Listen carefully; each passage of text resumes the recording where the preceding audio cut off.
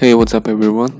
So for today's problem, we have white to play and win.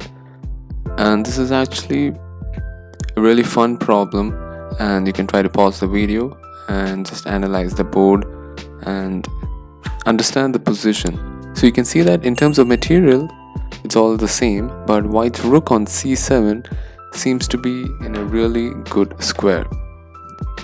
And you can also see that there's a passed pawn at d4, which is attacking the bishop on e3, and the black queen is also well placed on b2, ready to attack the white's king side.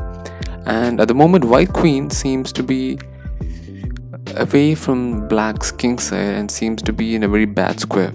So we hear what can white play to make his position better. So the move over here is e6, which is a brilliant move, because now with e6, white's queen now can shift to the black's king side and attack the king side. With just that one pawn push, white's queen has now so much room to just shift to the black's king side. And obviously you can't capture the bishop on d3 because you have e into f7, so black is forced to recapture with f into e6. So now what can white play? As you can see, white's rook has become much more stronger. So the move over here is queen e5, threatening mate on g7. So what can black play here? So obviously black gives a check on b1, king moves over to h2, and now he plays knight f6. So it might seem that now black has solved any threats and black must be safe, but still there is a very strong move for white, and you can try to figure it out, but it is bishop h6, which is a brilliant move. Now let's see why this is a brilliant move. So if g into h6 happens, what can white play here?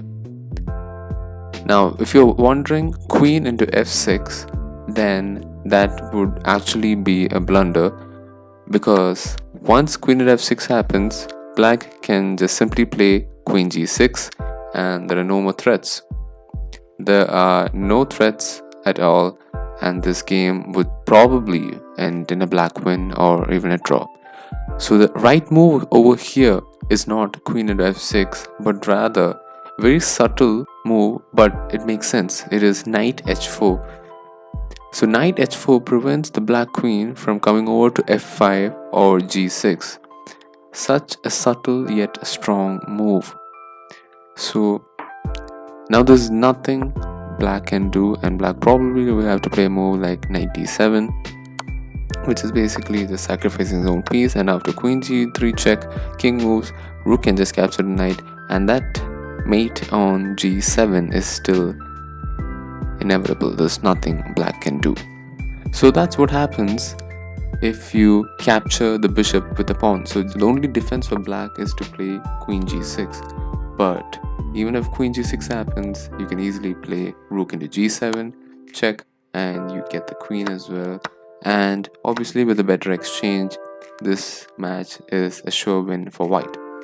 So now let's look at the board again. So queen e5 was the right move, but for those of you who was wondering queen h5 is also equally strong, I would say, attacking the rook and also threatening f7 check as well.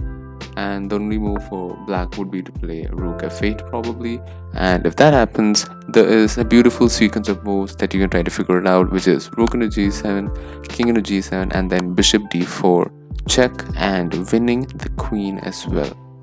So that is just another fun sequence of moves that I just wanted to show you.